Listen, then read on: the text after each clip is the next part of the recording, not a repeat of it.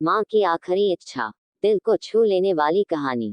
एक बार एक बूढ़ी माँ को उसके बेटे ने एक वृद्ध आश्रम में ले जाकर छोड़ा। इस माँ का ये वही इकलौता बेटा था जिसके लिए इस माँ ने जीवन भर संघर्ष किया। इस बेटे के लिए वो सब कुछ किया जो एक माँ को करना चाहिए या माँ कर सकती है।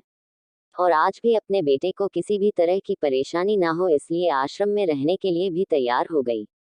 वृद्ध आश्रम में रह रही माँ हमेशा अपने बेटे को याद करती मगर बेटा केवल साल में एक बार उसको मिलने जाता या फिर फोन पर बात कर लेता।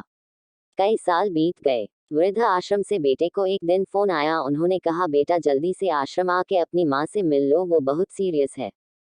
बेटा जब अपनी बीमार माँ के पास पहुंचा तब वह अपनी आखिरी सांसें गिन रही थी।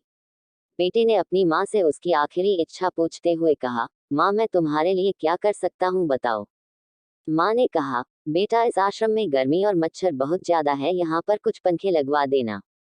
फ्रिज ना होने की वजह से यहाँ पर हम बूढ़ों को कई बार भूखे पेट ही सोना पड़ता है, क्योंकि किसी ने दिया हुआ खाना खराब होने से नहीं बचा पाते।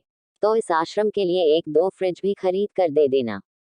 बेटे ने अपनी माँ की सारी बात सुनी और अपनी माँ से पूछा, आपने इतने साल यहाँ पर निकाल दिए पर आपने कभी भी यह बातें मुझसे नहीं कही और अब जब आपके पास टाइम नहीं बचा है तब आप ये सब कह रही है, ऐसा क्यों।